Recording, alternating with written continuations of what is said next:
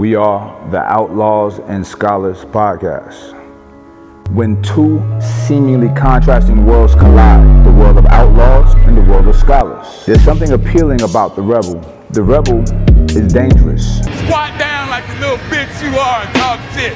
If you want to talk shit, stand up like a man, motherfucker, and talk shit. But you feel safe in his presence. And the intellectual, it's also appealing. May seem harmless from the outset, but when you hear him speak, you get a glimpse of just how formidable that man is. You don't get freedom peacefully. Freedom is never safeguarded peacefully. Anyone who is depriving you of freedom isn't deserving of a peaceful approach by the ones who are being deprived of their freedom. Neither one is someone that you want to fuck with. It's time to question everything that you believe. Here is the starting point to the journey of finding your answers. Enjoy the show. When you're just starting out, you're not making money from that stream. No. So you're investing, and I always tell people this, you have to plant seeds. Yep. You're not gonna reap the benefits yet. No. You have to plant it, cultivate it, Yep. and be patient. Yep. And then next year you're getting paid from this. Sure. And you never stop planting You never. seeds. Man, I'm $1 million in a hole. I went $1 million in a hole on my own money to build out a studio, a complex. So it's 6,000 square feet. Yeah. When I went in that thing, it was. Did you buy the land? So so here's what I did.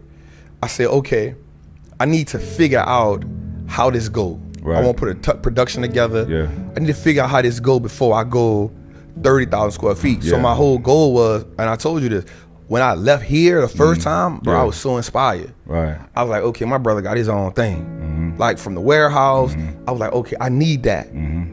But before I could get there, I gotta see where I gotta start here. Right. So we ain't got six, and honestly, I was getting 3,000, and then the 6,000 came. So I only got the 6,000, and I was like, all right, this is not mine, but it's preparing me for it. Right. Right. So I gotta put the same energy into this Right. as I would my own. That's called work ethic. You did? Yeah.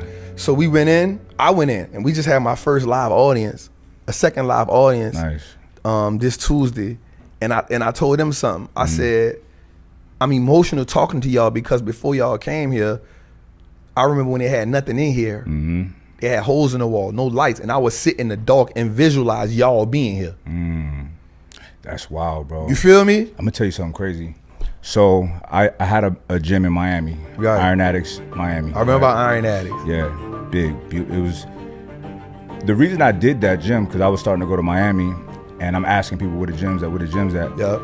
And they 24-hour fitness, LA Fitness. I'm like, what? There was no dope gyms, right? Yeah. Like with the culture. So I'm like, I'm gonna do a gym out here. Yeah. So word got out that I was meeting up with real estate guys, this, that, and the third. So a guy hit me up, like, yo, let's do it together. This particular guy, I didn't really want to do it with him, right? I didn't know him that well. So he kept being persistent. So I said, all right, look, I'll write out a loose management agreement, and we'll see. You know, if you're down, then we can do it. If not, no biggie. And I wrote it real fucked up, like super biased for me. Right. Like you put up 100% of the money, cause look, he got money. I got money and everything else. Right. So money is not unique, but if you want to partner with me, you put up all the money. Right. So you put up all the money, pay for my crib out in Miami, pay for my whip in Miami, pay for my travel back and forth. 'Cause I'ma still be bi-coastal, right? And we split it down the middle, 50-50, everything else, right? He said, okay. Now that's not a realistic deal. He said, okay, and my greed was like, okay, my greed, right?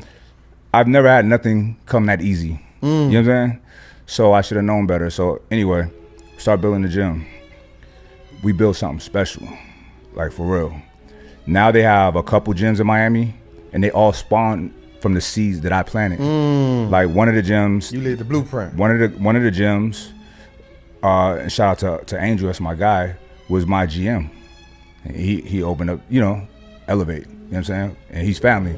The other gym, boxer, a cat named Mateo, shout out to him, is literally what my gym was, with a boxing ring, you know what I'm saying? So, and I love that. I'm like, yeah, do that shit, you know what I'm saying? So anyway, make a long story short, the partner, I never had a good feeling about him, right?